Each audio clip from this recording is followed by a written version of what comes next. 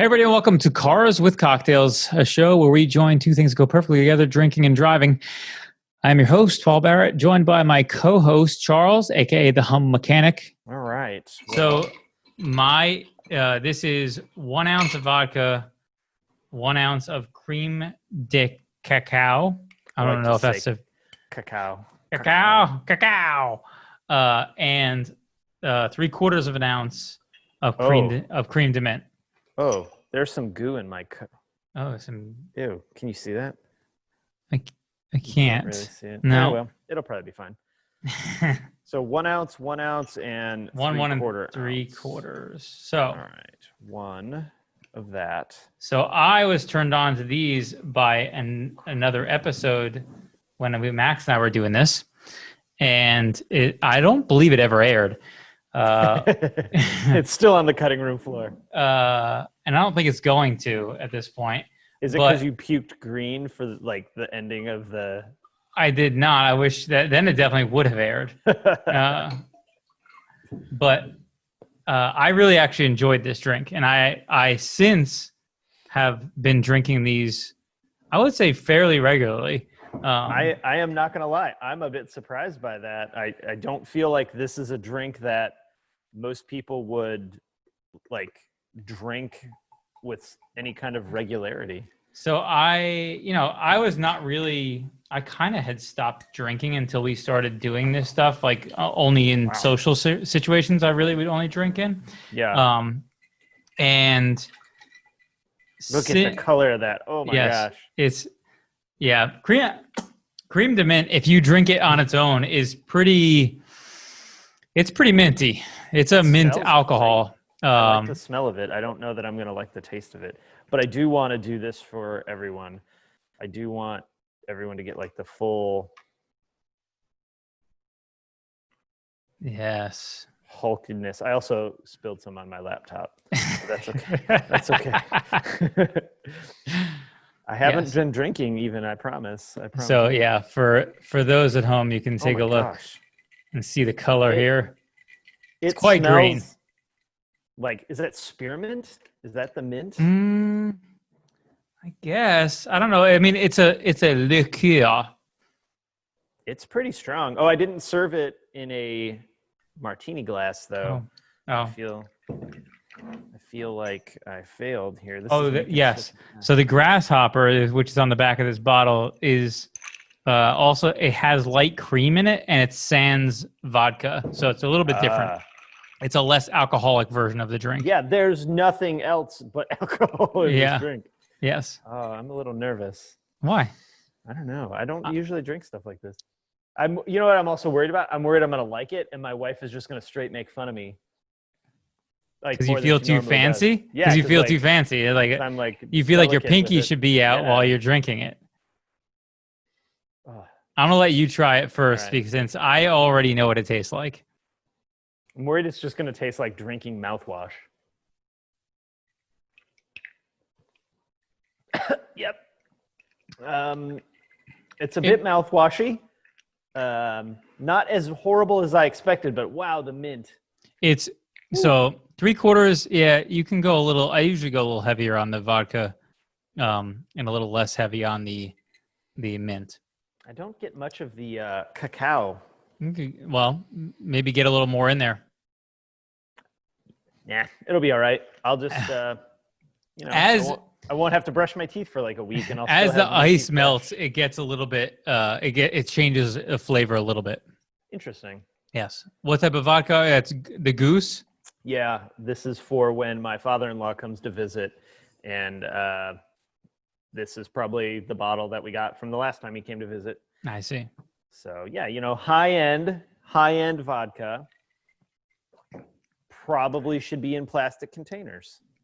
Yeah, I got some Kettle One. Yeah, another Highliner. And then I'm also drinking the same cream de cacao and cream de mint as well. Yeah. All right. Well, let's enjoy these minty fresh breath fresheners and talk about whatever it is, the thing that we're going to talk about today while sipping our minty mints. So I was thinking, potentially two topics. One of them, I think maybe get your take on electric cars, maybe our perspectives generally on them, and then the future of where that's going for the market, and then us specifically, I guess probably I feel like is a thing that people are interested in, that are, that obviously there's plenty of people who are adamantly against them, and people who are diehard, Tesla defenders, the fanboys, and everywhere in between, right? Sure. There is the cool thing about this, and everyone in the industry, auto industry, has their opinions. Some are very well educated and very much in the know. Many, I would say the majority, exist in the myth and hearsay. And of course, you have that segment that are going to love it no matter what and worship, the Elon Musk ground, and the people that are going to hate it no matter what, even if it comes out in 5 years that EVs really do have this great longevity and they cost less to produce and the impact on the environment is actually much lower than maybe a lot of people think, they'll still hate it. And that's cool. Like that's cool. I'm good with that. I lie somewhere probably in the middle optimistic side, if that makes sense. There's obviously multiple layers of how this looks for individuals, from a technician standpoint, from our standpoint as enthusiasts and parts suppliers, modifiers in some kind of way. But overall, I think EVs are cool. I think even if you're not dealing in a sports car like a Tesla, or you're just dealing in a car, an e-Golf. An e-Golf's a perfect example. By the way, if you want to get into an electric vehicle, oh, they're fucking dirt cheap, dude. That's nice. The e-Golf drives awesome and is stupid. I think the range is a little weak, which is probably one of the major. It's a low major 100 factors. Range. But man, you can get a 19 e-Golf for like 15 grand. They're so stupid cheap. Yeah, their value, it's bizarre actually. I had looked at buying one on Copart, or I've been trying to buy one on Copart, because I was thinking about EV swapping something or whatever, making like an old retro e-Golf into like maybe a Mark 1 e-Golf or whatever, Mark 2, whatever. And they go for so much money from Copart, and I think I can only assume because people are stripping them for the batteries.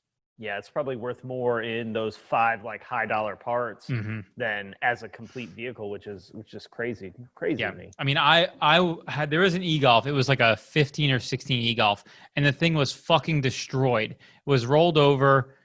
Literally every panel was fucked up. Damn. And even the front end had collision to where maybe some of the components in the drive unit had to be replaced. Possibly, it was hard to tell. It ran and it drove, so yeah, we knew that was at least partially okay. And it went for like $7 grand or something like that. And I was like, you can buy a driving e-Golf for 10. Yeah. Like a decent 15 without 150,000 35, 40,000 miles, you can buy one.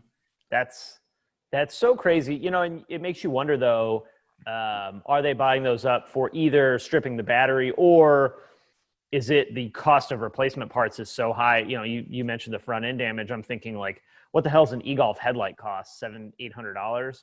I mean, they probably are expensive. I assume that they're potentially parting it out, but there's really not a lot unique about the e-Golf other than, the drive unit portion and the battery, right?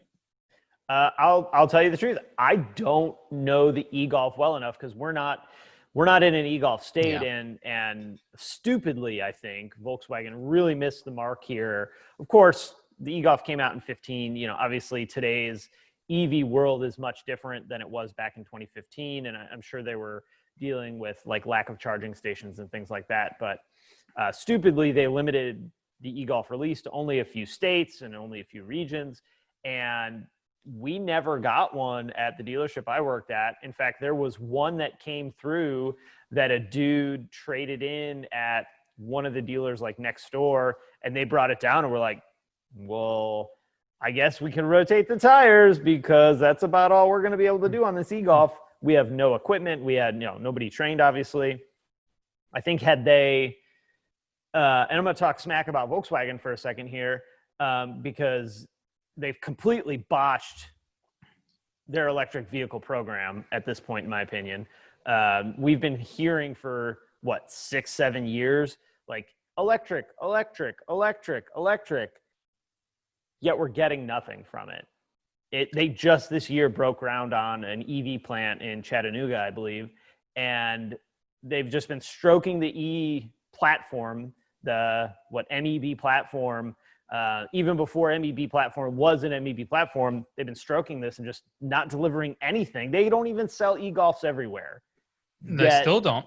Yeah. No, yet the whole fleet is going to have like an E option. It's bullshit. Yeah. I'm tired of hearing it. Well, I appreciate your frustration. I definitely think that it is bizarre, the decision, because why wouldn't you bring the e-Golf everywhere to at least test the market?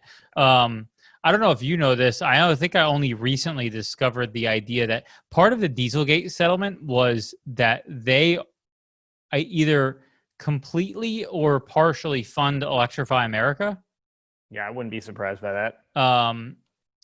Yeah, I don't know exactly what the details of that are, but there's certainly VOA is directly responsible for funding a lot of Electrify America. So because they're already paying for all the infrastructure, they should at least be taking advantage of it, They should be putting an e-Golf in every dealership. I mean, like, if you're saying this is the future, why aren't you doing anything with it?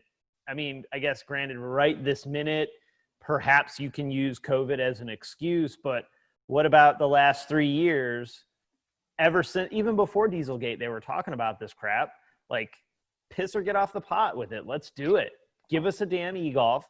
Give us something electric and an SUV, because everybody wants an SUV, and jam with it. Not the average at best, in a best case scenario, Jetta hybrid, or just keep the e-Golfs for a limited production. And I'm sure there was a lot of research and a lot of marketing trialing done to decide that, but honestly, every major metro market, which you're in a major metro market, so am I, should have had e-Golfs. There's really no reason not to. You already met the U.S. crash standards to even be here in the first place. Why the fuck aren't you at least putting them in dealerships and get a dealer or tech trained? The dealers have the option to either train a tech to do it or not, and then require one dealer or tech to be e-Golf certified, and that's it. Whatever. If it's the future anyway, who gives a shit? All you're doing is heading off the concerns of electric in the future, right? Well, exactly. If you let's say they didn't do it year one, I can kind of get behind waiting a year to see how it goes. Let's say we did it in 2017 and made it something any dealership could take part in if they met the criteria, they bought the tools, they had the technicians trained, and did the stuff, right? But any dealership could get an e-Golf and deliver it to a customer. So what happens then in 2020 when that 3-year e-Golf lease is up and they loved their e-Golf? What the hell do you think they're going to buy? Another e-Golf and another one, or maybe an electric Atlas. I'm almost willing, Paul, at this point, to lay wager that the ID Buzz and the ID Cross, we don't ever see any of that shit. You and I have been around the VW world long enough to know, not to think, not to feel. The fucking van, get the fuck out of here. The bus is not coming. To know for a fact that they are not doing anything. It's not happening. There's the talk and the stroke of it, but nothing is happening until one is sitting in a dealership showroom floor with a for sale Moroni sticker on it. Then and only then will I believe that it's actually going into production. Period. Yeah. I don't think that anybody will be buying a $70,000 electric fucking microbus. No, definitely not. And, But and that's what they were going to end stroking up costing, right? It's something in that range, realistically, because they're talking about all kinds of crazy tech and all the other bullshit and whatever. And maybe the guy who's a hippie who now has, made a significant living for himself will do that. But the average person is not going to be spending 70 grand for a bus. And I think even with the nostalgia behind it, it probably would still sell, but they're not going to make it. No, absolutely. And like, to be fair, that makes no sense. But you've stroked that for what, 10 years now? Oh God, I'm so exhausted. Everybody talks about the bus. I'm like, get out of here. It's the worst. It's never happening. That said, though, I do think EVs aren't going anywhere anytime soon. I think we're only going to see a bigger market segment of electric vehicles as charging stations become even more available and the network is good, right? Where you can plan your trip stopping every 200 miles to supercharge the car for 15 minutes. I actually think that's a great idea. For a lot of people, it would drive me crazy a little bit, I think, especially if you're just trying to get somewhere. The other side of that is gas cars, diesel cars. Well, diesel cars might be a bad example, but gas cars are not going anywhere. It's not like tomorrow all the cars are going to be EVs and there's going to be no gas cars on the road. Like, those are still going to be an option for a considerable amount of time because EV can't deliver in range. It can't deliver in overall performance. It does a lot in the performance world. And the network of fuel stations are not just going to snap their fingers and be EV charging stations. Right. No, I agree. I mean, for the past, I would say 2 years or so, the futurists, they would make fucking crazy predictions that like something like 10 years down the line, 50% or more of cars on the road are going to be electric. And I'm like, how is that going to happen? Yeah, there's the infrastructure is not there. The replacement of cars doesn't happen that fast. No, none of it does. And then there are people on that like Debbie Downer, super negative EV cars are going to destroy the world side that do bring up a lot of good points about charging stations and infrastructure to power them. I mean, I don't think the US has built a new power plant in like 30 years. All that stuff is old. Now we're charging cars with it. There's some truth to that. So it's a big, big drain on the electrical system, like the grid, right? We certainly don't have the grid to support 350 million people charging their cars every night. No, absolutely not. And on top of that, like the way people own cars is changing now. It's going to continue to change. Yeah. The shutdown that so many places in the country did has accelerated the fact that a lot of people that had to go into an office don't have to go into an office anymore. At all. And that old guard at the helm that said, no, you got to come into the office. This is where you belong. You're part of the team, are now going, oh yeah, you don't have to come into the office. You actually do more work at home. So you may not, it's funny, as I have 3 cars behind me, you may have been a 2 or 3 car family that when it's time for a new car, you might be trading both of those in and only having one, or keeping the old one and not getting a new one every 3 years. Well, what I envision really happening is 2 things. The future of cars is 2 things. One is probably owning one electric vehicle in your house. And it's assuming this is under the assumption that somebody in the house travels to work at a non-long range. I'm a good example is because my office is like 12 miles from my house or something like that. So, for me, I travel 24 miles a day and I pretty much just come to work and go home. So I could drive an EV 3 days without having ever charged it at all, right? Exactly. And the other car you have is the commuter car. Mm-hmm. It's the one, it's the SUV, it's the minivan, long range, right? Road trip car. Right. It's the one, maybe mom takes the kids to school and it's, 15 miles and then she goes and does her thing and goes to work or whatever. it's going to change. It keeps changing. The fact that we are not going to own cars like we did the last 30 years is, I don't want to say a fact, but boy, is it pretty damn close. Yeah, it's pretty obvious, I think.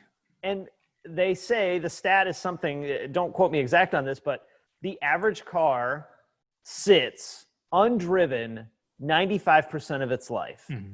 And I don't know if that's exactly right. I may just be remembering the number wrong, but that's pretty damn close. You nailed it. You get up, you drive 12 miles to work. That's what? 20 minutes, call it, right? You car sits, maybe you go to lunch, maybe you don't. You drive 20 minutes home. That's 40 minutes out of 24 hours, 5 days a week, not including the weekend where you may or may not drive. We are going to shift more towards subscription-based vehicle ownership and this autonomous rideshare situation where you might own one car that's an EV. Mm-hmm. You need a road trip. Let me just dial up Turo or whatever. I need a minivan for 5 days. Boom, the minivan shows up at your house the next day. There's no question that when, and this is a big when to me at least, is that when full autonomy in cars gets real, the number of vehicle ownership is going to drop drastically, right? Not immediately, but pretty quickly, within a matter of probably 3 to 5 years, the number of people owning multiple cars, because then you'd be someone like you or I, if we had just a regular job and we loved cars, you would just own like one fun car, and then you would just get your ride to work in the autonomous vehicle or whatever. Yeah, it would be like taking a taxi, but the car just shows up. Or it's your car, you get in it, the car goes and does its thing, drops you off at work, goes back home, grabs mom goes to grocery shop. I'm just saying that like that's how my family would work. Yeah. Goes to the grocery store, does the grocery shopping, goes back home, the car comes to get you when it's time to go. Or you don't own that vehicle, you own a time slot in that vehicle where it goes, takes you to work, drops you off, goes and picks up the next Joe, takes him to work, picks up Sally, takes her to work, and does this whole cycle where it might be running 6 hours a day taking people. And there's a lot of really big upside to that. Huge upside. Well, cars become assets. I mean, the one thing I think Elon Musk may have said something like this, that cars are going to be like 60 grand, like for a base level car, just because it'll become an asset essentially, where you send it out to make money while it's passive essentially, and then when you need it, you use it, and whatever. It's almost like a rental property, right? Yeah, maybe it can mine Bitcoin while it's while it's picking up the coworkers. But you know, some of this, it's funny when you talk about it, does seem to be like that futurist kind of thing. But these things, not at scale, but in small tests, are happening.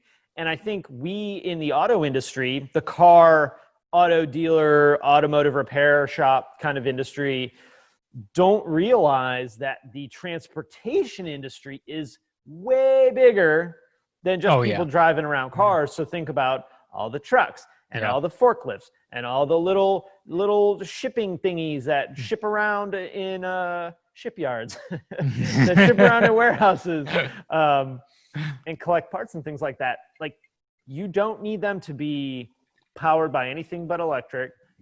You don't need an operator for it. I'm pretty sure Amazon, when they build their new warehouses, they're not building them with the idea that we're going to have employees. They're building it with that, like, we're going to have employees till we don't have to have employees. Probably, yes. Although, you know, my biggest question, and, you know, I'm fully in agreement. I think EV has its place in the world going forward. But my question is okay, how the fuck are we going to provide this many batteries to the world? Just keep mining them, baby. Just blow and go, I guess. Yeah. That's a good question. Luckily, a lot of these batteries, even if the unit is dead, they can be harvested for each individual cell and remanufactured to a certain point. Maybe somebody watching can give us some more insight in the comments or whatever, but my understanding is EV, electric vehicle batteries, cannot be repurposed to be automotive batteries. And I don't know why that is.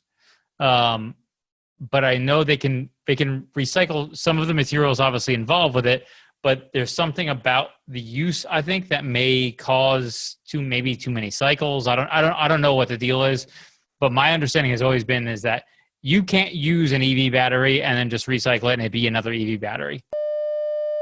While you were gone, I decided to try and add a little bit more cacao to my Grassman, and it made it worse. It did not. I don't recommend more cacao. Now I feel like I got to add more vodka to counteract the cacao. I like that idea. It's just gonna spiral out of control. It's a vicious cycle. Yeah, like I don't even know what's gonna happen with this, but listen, you get some alcohol in your life. It's all alcohol, so it can't be bad. It is legit an entire glass of alcohol and ice.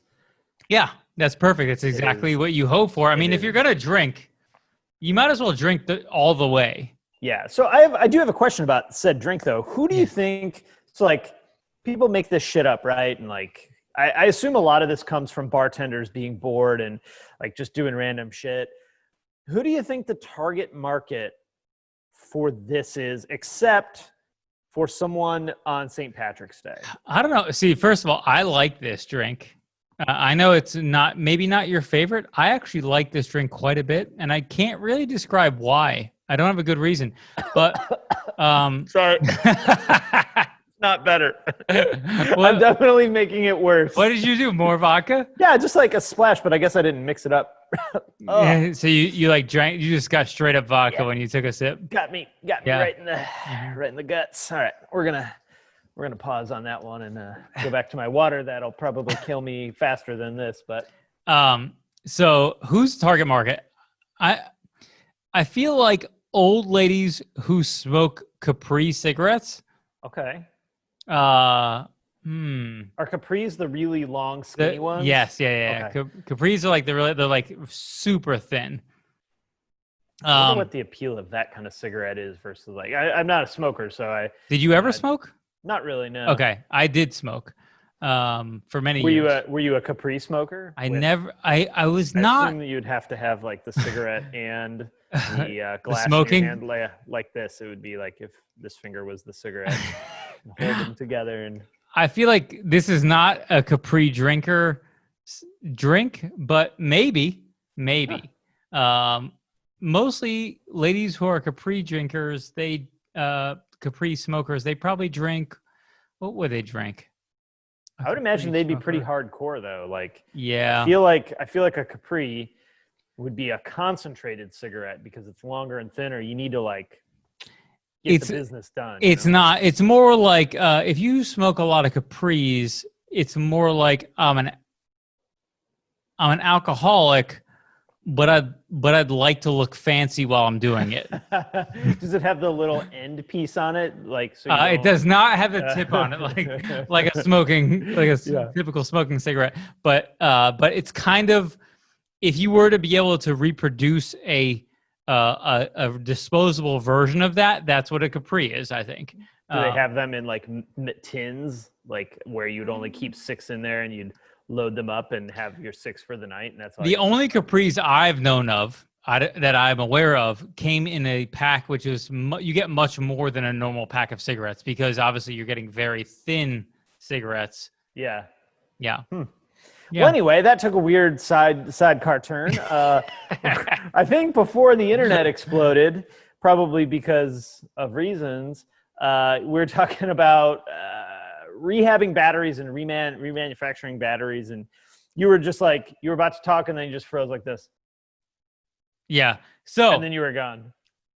What I believe I was saying, and what I have always heard is that recycling EV batteries was not something that was possible. You have to you can't reuse an EV battery for an EV car. I don't know why that is. I don't know if it's because of the cycling that creates too much warping and expenditure of the material to actually make it usable again. But that's what I've always heard. So because of that, obviously, if we start making EV cars in the scale that we're talking about, the amount of material would be insane. Yeah. Yeah, so they actually do remanufacture EV batteries. I don't know that it's at scale, but boy, if they're not doing some kind of remanufacturing at best, a certain level of recycling, because obviously there's going to be fall off components that just aren't usable, no longer serviceable. How irresponsible of the automotive industry. But I'm pretty sure there are actually a handful of people remanufacturing those EV batteries. No, I think they can be. I just think it's not all the materials, right? So like all the materials that make up a battery, lithium, cobalt, blah, blah, blah, whatever. I think there's a bunch of materials, some of which like lithium, from my understanding at least, is actually not that bad to mine. It's fairly abundant, whatever, blah, blah. Cobalt, on the other hand, is not very abundant, is very invasive to mine, and actually has a lot of negative effects, which ironically enough end up being, I think there was actually somebody who made a documentary at some point. I haven't watched it, but I'm actually interested in to see it, about they called it like blood something, kind of like Blood Diamond, the movie Blood Diamond with Leonardo DiCaprio. It's kind of a similar premise idea, is essentially how places like the Congo and stuff like that have cobalt mining happening that's disruptive and dangerous and not good. way to really hit it home. It's yeah, not. It's not. Yeah, really yeah. that. Like people are being killed and slaves and all that stuff. That's not what we like to see. Yeah. So cobalt mining is something that I think, in the terms of a scale, my question is okay. In the terms of a scale we're talking about, because if EVs currently represent, and I don't even know, I'm tempted to actually maybe Google how much of the cobalt, maybe as a representation of total EVs in the world, how much we would need to make all cars in the world EVs. Like, what are we talking about? What do EVs currently represent in global automobiles? 1%? I'm looking that up right now. That's not the answer. That's not the answer. What percentage of cars are electric? Yes. What percentage of cars are electric? It looks like 1.2%. Okay. So let's just say 1% of cars are electric. Yeah, it's low. It's low. Super low. It's all the way low. It's as low as it could currently be without being lower. To me, EV being 1%, if you talk about crank it up, I don't give a shit if you make it to 50%. Make it 35%. You're talking about 35 times the current pace of all of these requirements for all these materials. Now, the whole idea of moving away from EV is because we're so dependent on fossil fuel, right? Right. Mining, blah, blah, all the bullshit, all the problems that come along with that, whatever. Completely legitimate. I don't think there's any confusion about whether that's true. Whatever. Everybody has their own opinion about fucking global warming and all that bullshit. It's political, but obviously we know it's happening. We know we're at least partially responsible for it. The real question is how much, to what effect we are responsible. But regardless, we are. And moving towards EV will make us less responsible for greenhouse gases. It still shifts us to a different material in which we're going to need to extract that from the earth, right?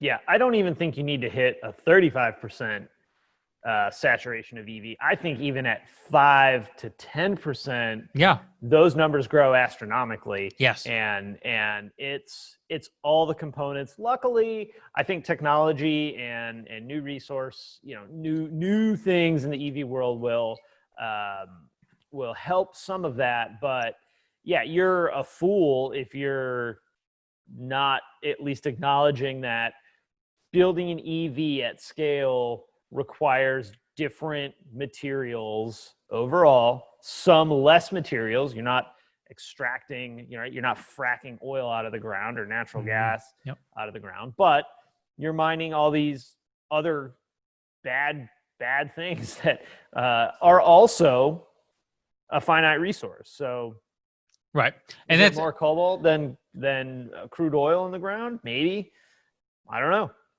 well, and certainly it's more reusable, right? Like we know that the idea of a battery recharging it, if we hypothetically, if we went all nuclear, right?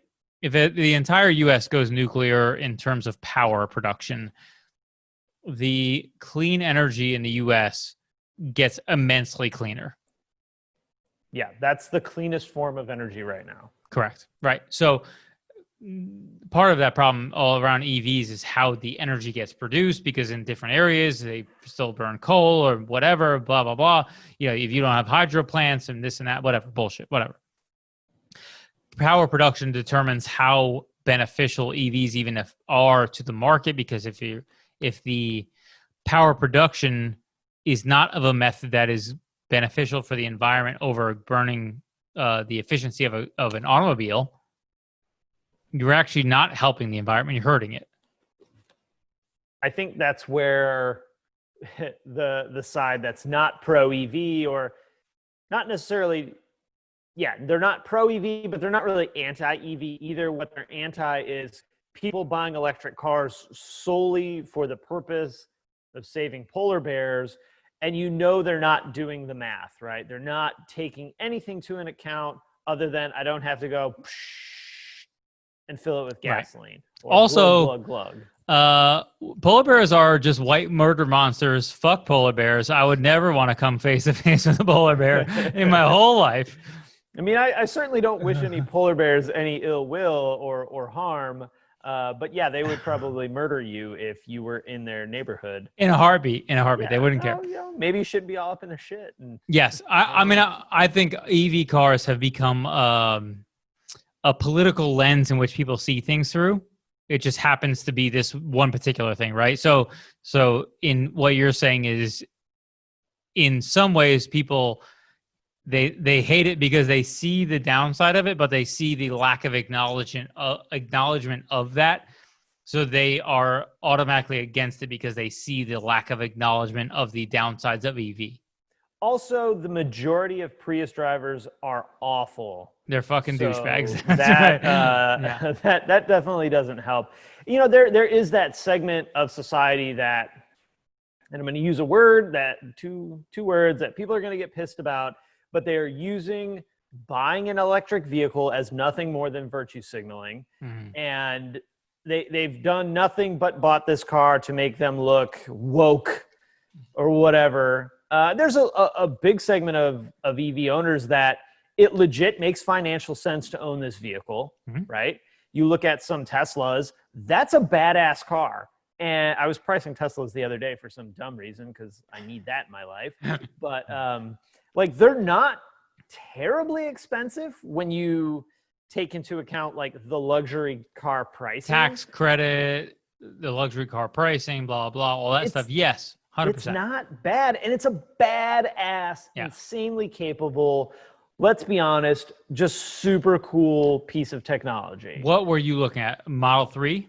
I was pricing Model 3s, and then I was like, this is lame. Let me see what is it, a Model S. Model S, the real deal one. And then I was like, oh, that's above my pay grade. Let's go back 3 or 4 different cars. But it's still like for 60, I think it was like 65 grand for the all-wheel drive performance pack, whatever I'm sorry, I don't know the trim levels. The Model 3 performance. Yeah, it was like 65 grand, I think.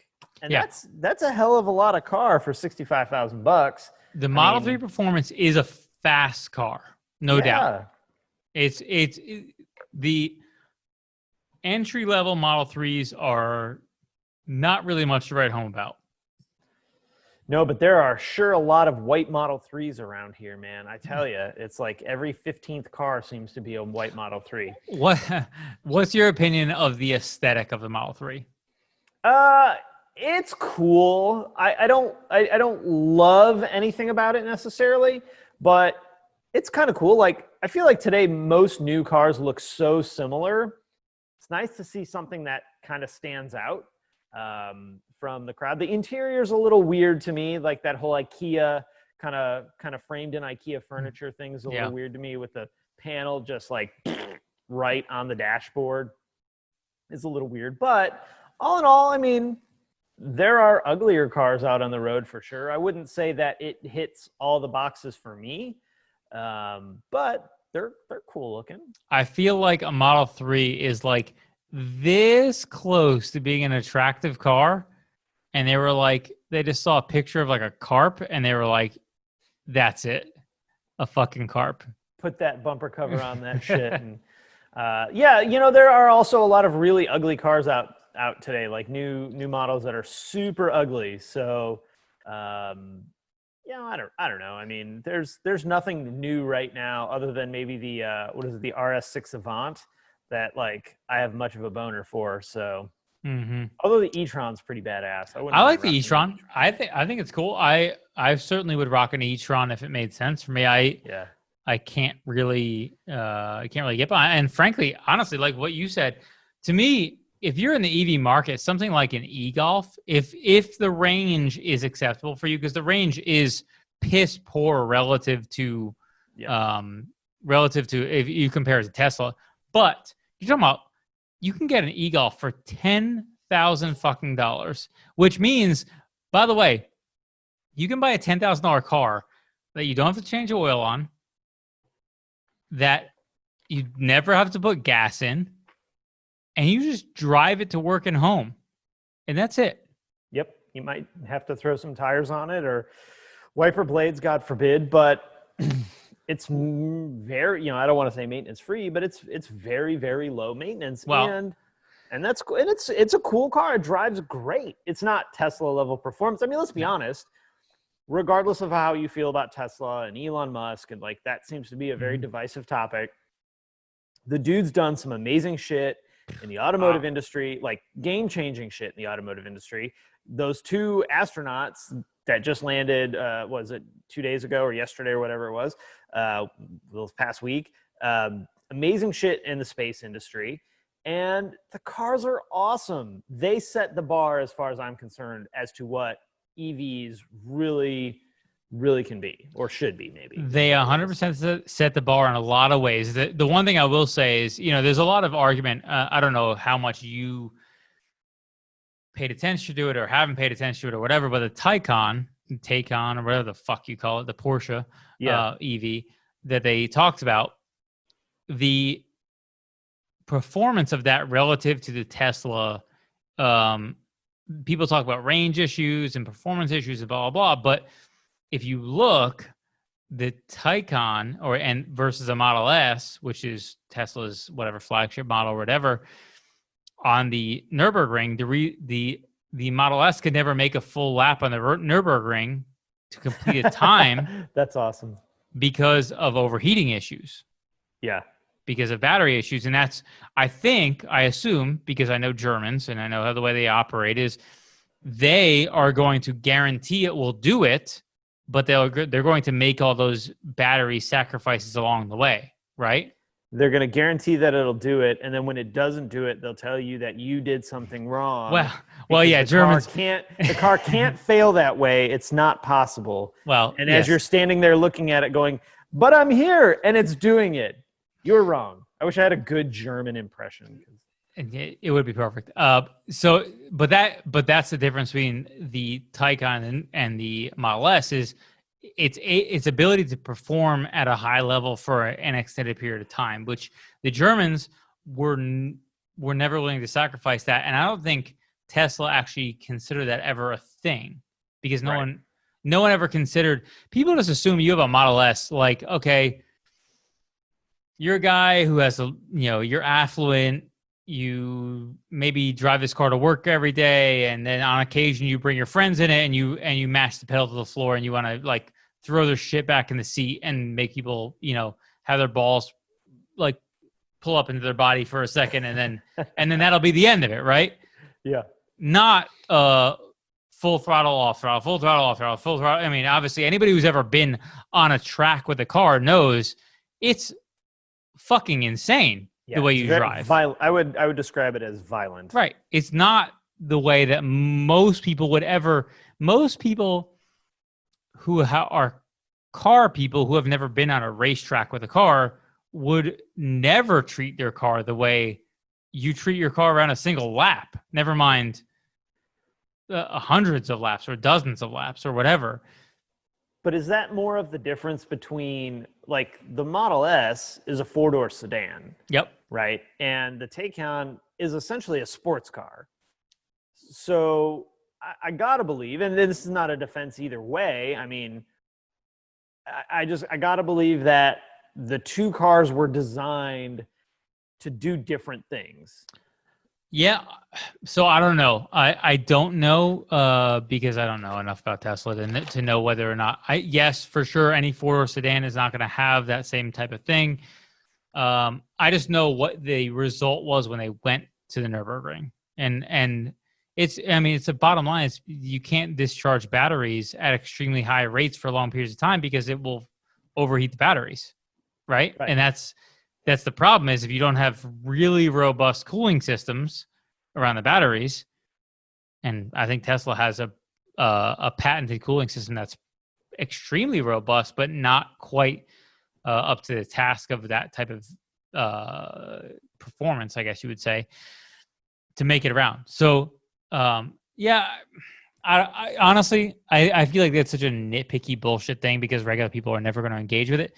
My question is, and this is something for you, is what do you think in terms of EV reliability versus what the EV market calls ICE cars? Coming from the VW dealership world, boy, they can't get much worse in some capacity. I think that they're going to end up being similar, right? A lot of what we have going on with cars today, internal combustion engine cars, which is what ICE stands for, a lot of what we have going on with it is software issues, right? How many times have we done a damn software update for weird shit? Like the 1.8 turbos, when they first came out, this newer gen, EA 888 1.8 turbo, when they first came out, they were breaking camshaft lobes at the fuel pump, right? I think it was just a really early, terrible production run of metallurgy. Is my opinion, not fact, opinion, based on analysis and seeing several of them broken. And most of them were rental cars, which is always fun to deal with that. But that, according to the manufacturer of which I worked for,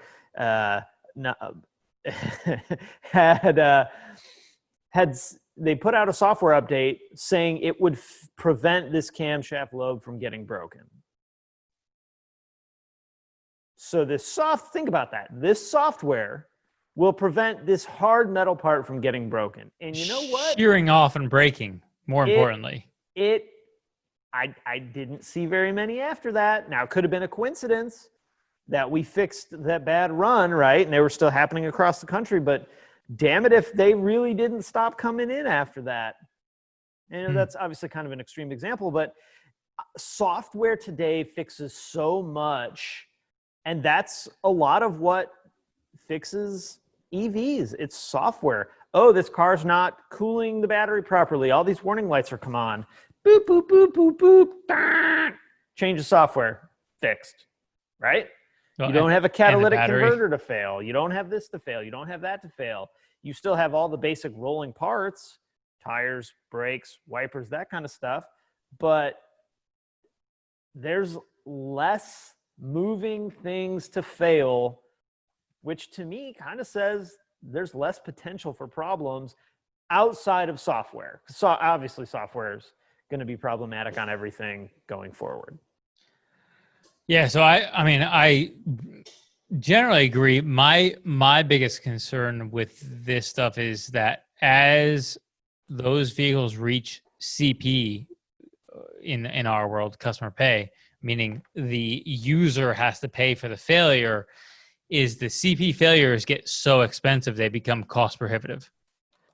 In some cases, but how many times have we seen that with ICE cars too? And it happens for sure. In California, I think EVs have to carry a longer warranty than just the base 3 or 36. what I more worry about, rather than like that initial time out of warranty, think about the last Audi A4 that was on its fourth owner, maybe the B6 A4 that was on its fourth owner. Car was ragged out, needs all the stuff. What does our third tier, fourth tier market look like? At that point, the car should just probably be dismantled, or it's still got tons of life and it doesn't really need anything. Yeah, well, that's always relative to probably who owned it before, right? Usually. Oh, definitely. From my experiences, it just matters of who owned it before, determine how much they did to it and how much they neglected. You know, obviously with cars, the thing you always run into now that, you know, I own a shop that's in the aftermarket, so we see more of the aged cars, is what I've seen in the small sample size I have is what we see is directly reflective of the history of the car itself, right? So you see a car that's a B5, B6, A4, it is either A, a ragged out pile of garbage, or B, like has a few issues that need to be addressed and then it'll be okay. But that's all relative to who owned it and how much they allowed to go, because how much they allowed to go depends on how much it needs right now. Right. I think we'll see a similar thing in the EV market, unless it gets to the point where, you know, at 125,000 miles, every e-Golf needs a battery. Well, e-Golf is okay. So here's a good example: e-Golf, right?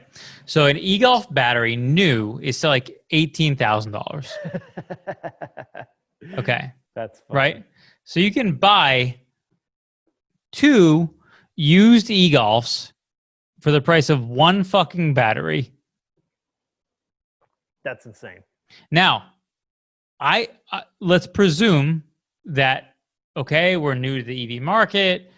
Over time, this cost is going to come down, blah, blah, blah. Let's cut it in half. Let's call it $9,000 for a battery, right? Good. Yep. Nine grand. If your car at, let's call it $100,000 or 100,000 miles needs a $9,000 battery, are you doing that repair? No, I'm getting another $9,000 car that, well, may or may not need a battery. No, I'm not. Especially not when you're looking at, I almost fell off my chair. I don't know if you saw that. especially when you're looking at, you know, a repair that is 25% of what the car would cost brand new. Like, that makes no sense. But the good thing, though, is the more EVs that are out there, and the more we have a sample size to draw from, the more we have this opportunity for remanufactured batteries at $3,000 instead of $9,000. 100%, I agree. So, like, the market may be too small to get an accurate depiction of what that looks like. That I agree with that 100%. I think it's hard to know right now because the market, as it shifts to, let's say we even make it to 20% EV, which is an insane amount relative to where we are now. What does the cost of batteries drive down to? Because the recycled market actually starts to take a significant uptick, right? Yeah, I think we'll see. Obviously, the, you know, price will come down, and I think that's a good thing. I don't ever see us in a place in our lifetime anyway, and I could be way wrong on this, but that's okay, where EVs, the number of EVs is higher than the number of internal combustion engines. Even with countries saying, we're going to ban internal combustion engines by 2025, or, you know, VW's commitment to not do any EV or not do any internal combustion engine, and they're retiring the EA888, which is fine. I don't think anybody has a problem with that. And that leads people to think that, like, they're just never going to make another gas engine again. That's stupid. Of course they're going to keep making gas engines. It's still, today, way more cost effective and efficient to build a gas car than it is an EV, period. To me, what I end up seeing is something like the real future, at least unless battery tech changes in a significant way that changes the landscape of the market in some way, is that people probably end up owning two cars. They own an EV car and they own a hybrid car. And that becomes the entire market is basically hybrids and EVs, and that's basically all of it. Maybe. I just don't see, I worry about like the overall efficiency factor of a hybrid as compared to a just straight up gas car. Like my yellow Golf on the highway gets 33, 34 miles to the gallon. Well, sorry, it gets 32 miles to the gallon tuned and not driving slow.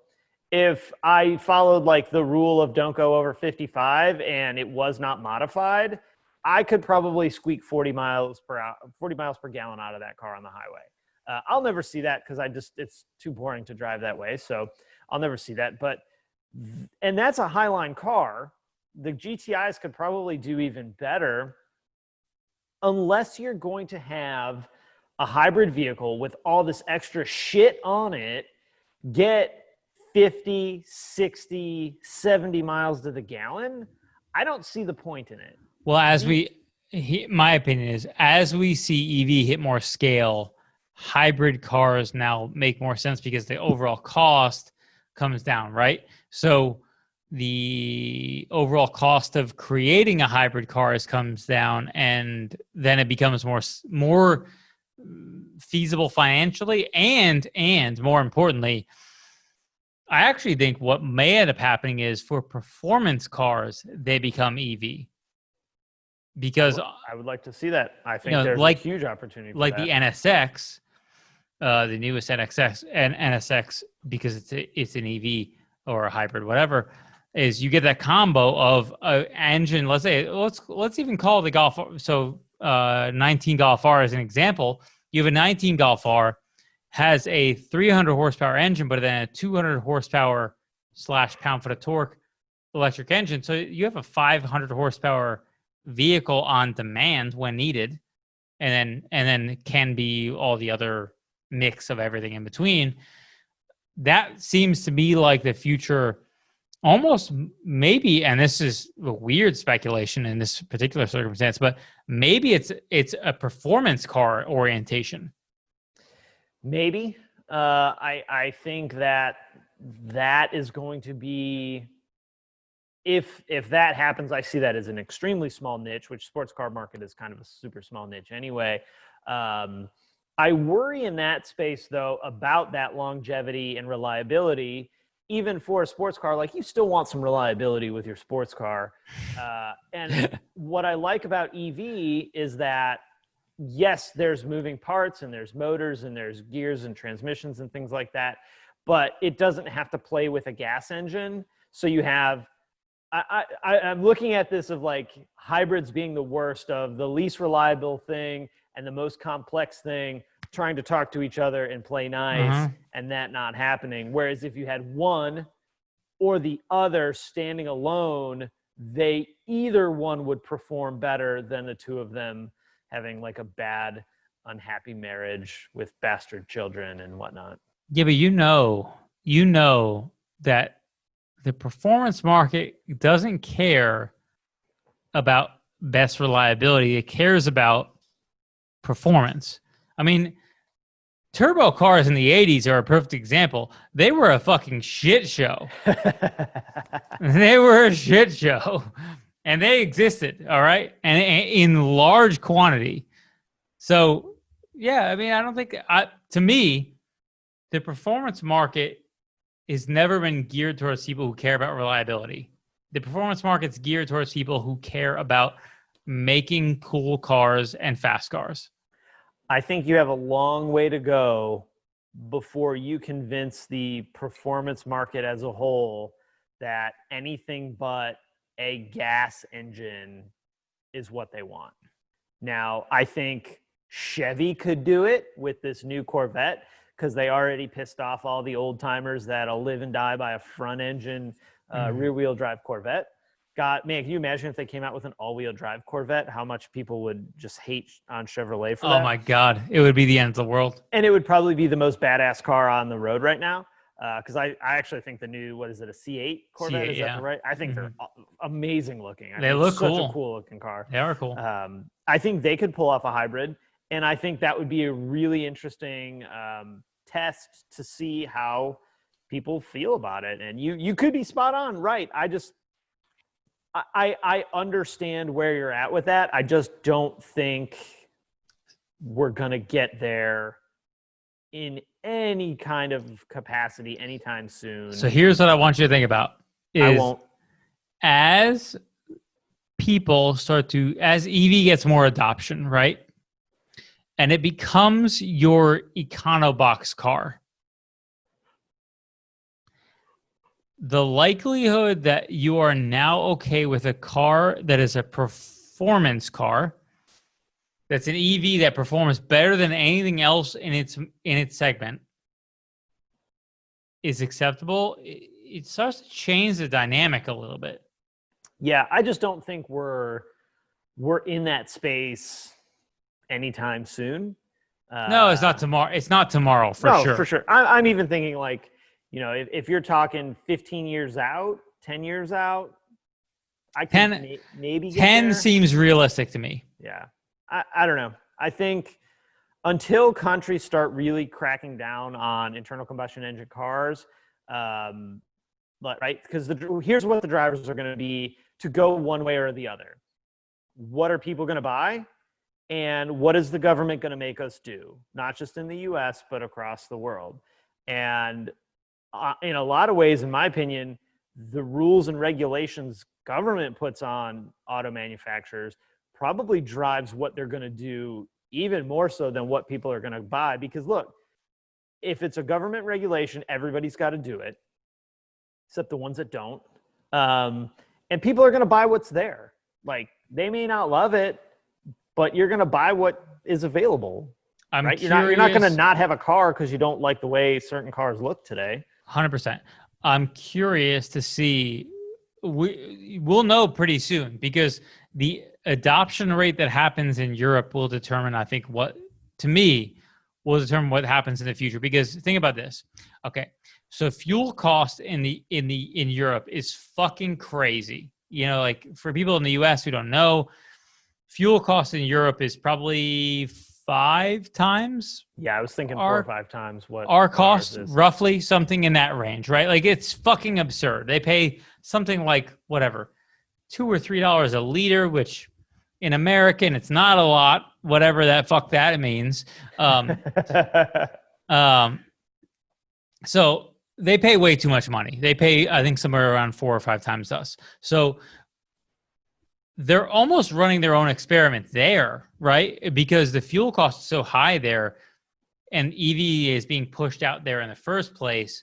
We'll see what the adoption rate happens to be over the next 2 to 3 years, as people like VW, who is a major, number one global manufacturer currently, I think, right? Yeah, they're 1 or 2 with Toyota. They're always 1 or 2 with Toyota, right? So they're number 1 or 2 globally, and predominantly their market is European, or at least that's probably their most popular market as far as representation in the market. So the adoption in those markets, almost to me, determines you have exceptionally high fuel costs, a very high of purchasing engagement with those manufacturers, and they're going heavy into that segment. The adoption rate there almost determines what the reality of the future exists for the globe, right? I don't 100% agree with that, because culturally there's differences, whatever. Yeah, but and like, think of like even now how prevalent small diesel turbocharged diesel engines are in Europe, and how prevalent manual transmissions are and all-wheel drive cars versus what we have here. So I think that can be an indicator. I don't know that that's going to be the indicator, but either way, as we kind of put a bow on it, the next 5 to 10 years, 10 years, I'll go with 10 years, are going to see huge shifts in the market, top to bottom, for everyone, for what you do, for what I do, for what technicians need, and for what technicians do, what consumers buy, how consumers buy, how consumers don't buy anymore, and how they lease or have on-demand sort of servicing. The industry is going to see probably its biggest shift in the next 10 years that it's seen in decades, and it's going to be fascinating to watch. And I hope if you're in the auto industry, you are ready to shift and pivot and change, because if you are not, my friends, you are fucked. I don't disagree. I mean, you have to at least have your finger on the pulse, right? So what's in the end, your belief about reliability of EV cars? My understanding is you think that it's going to be more reliable, but the question is how much more reliable. Is that right? I would say probably slightly more reliable. I don't think we're going to find that they're going to be less reliable than the majority of cars on the road today. I think we'll see a similar, especially once brands have them out, right? Volkswagen's going to do their big, and we pick on Volkswagen a lot, and I think that's totally fair. VW is going to put all their cars in EV. Once you get past that like first year or two, right, the new model syndrome, I think they actually do become pretty damn reliable. Yeah, I presume. I hope so. Or I hope they don't. I don't know. And people get paid a lot of money to fix them. I'm kind of cool either way. Yeah, I think they will be more reliable. I think it will take some time. I think there's going to be a lot of education. I mean, Tesla certainly has a corner of the market in terms of not only technology around like things like battery technology and stuff like that, but awareness around failure points on EV cars. You know, like I have a good friend of mine. I don't think you and I have ever talked about this, but I have a good friend of mine who works for Honda, and he works in a place where he has exposure. I don't really want to out him, but he has exposure around a bunch of different things around Honda corporate stuff. And as you know, Honda has more recently moved into things like direct injection and turbocharging and a lot of that shit. And this was a couple of years ago, but he was on a call about carbon buildup on direct injection engines, right? Now, obviously, you and I both know I made a video where I looked terrible many years ago. It was a very garbage video explaining I hope you can find that like part of that video show. Explaining carbon buildup on direct injection engines, which we both know has been a problem for a very long time now. And frankly, it's a problem that is literally, would you say non-overcomable? Is that even the correct way to say it? I don't think again, using VW, for example, I don't think that without a dual injection solution of some type, you really can solve the issue. Right. You might be able to prolong the issue, but you ain't fixing it without some type of dual injection. Right. And obviously, if for whatever reason on newer cars, VW has not brought the dual injection port and direct injection engines into the US. I know other manufacturers actually do have even as much as a throttle body injector along with dual injection. I think Toyota does that. But anyway, in Honda, they were talking about this like it was some new fucking discovery. And it was like, bro, where you been for the last 15 years? And that's what, my buddy who came from a similar background to me was like, what the fuck are you people talking about? This has been going on for a decade. And oh yeah, go talk to the BMW guys. Right. Jeez. People have been dealing with it forever. So I think that will be the thing that happens in the Tesla to whatever everybody else market in that sense is like we discover things that Tesla people have been dealing with for 5 to 10 years, and we act like this is some new discovery as if we're Christopher Columbus discovering the new world for the first time. And everyone's like, yeah, we've been here for a while. What's it like having it on your first day? Yeah. Come join our party. Sure, of course. I mean, the longer these cars are in the market and the more they are in any kind of capacity, the more issues are going to come up and the bigger pool you have to draw from for problems. But I still believe that they are going to be as good as the majority, right? Like on average, as good as cars are today in that brand. I mean, you take Honda or Toyota, for example, traditionally those are known as some of the most reliable, well-built cars in the world. You take some cars that maybe are not at the top of the JD Power list, they're still going to have all those same problems, right? They're still going to, everybody's going to rank where they're going to rank, kind of where they're ranked at now. Some may be higher or lower, that changes all the time. But they're going to be in that similar ranking that they already are for their cars now, because if they wanted to build more reliable cars, they probably would, because why not? Well, I don't know if you know that. So JD Power, you know JD Power IQS, right? I do. I hate that stupid survey, by the way. It's stupid, I know, but I agree. But here's the thing that most people don't know that you and I probably both know is IQS stands for Initial Quality Survey. And essentially, the IQS survey is a ranking of how well you understand your car after you bought it. Well, that means when you sit in your Golf and you look over and you have to tilt your head a little bit to see where the indicator for your air conditioning distribution vent is at, because the indicator is not on the outside of the ring, it's on the top ledge of the ring, you get dinged on IQS. It also means things like you don't understand how to use them because maybe there's too much tech that creates complication in the vehicle, and blah, blah, all this bullshit. That IQS is such a poorly understood survey that I think most people who look at Consumer Reports think they're looking at something that's meaningful, but in actuality, it's kind of not that meaningful. No, it's stupid and pointless, and there's a good chunk of people that don't do anything with it. The people that are really happy don't. Yeah, it's typical. It's just like if you want to find something wrong with something, you could search online what's wrong with, and you'll find a billion people, and then it makes you feel like everybody has this problem, right? Right. Was it crank walk or this or that, whatever, all the VW problems everyone has, and it may be in actuality a small segment of problems. So. Right.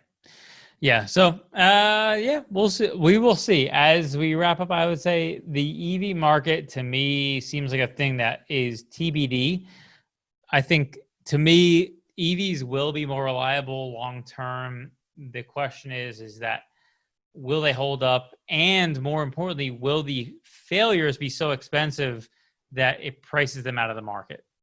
I think the odds of that happening are there, and it's going to be fun to watch. And if you want probably the best deal in the car market right now, go buy a used e-Golf. Or a Leaf. Or Chevy Spark. I can't even say it. Or a what? What's that thing called? I'm not saying it. Buy an e-Golf. Or don't. Yeah. I don't know. Yeah, okay. No, e-Golf's a good buy. It's a good buy. Would you put that on the Paul's chunk goodbye? I would put it on the goodbye list. I mean, think about this. A $35,000 car, whatever they are, new, something in that range, for 10 grand, like 3 years later.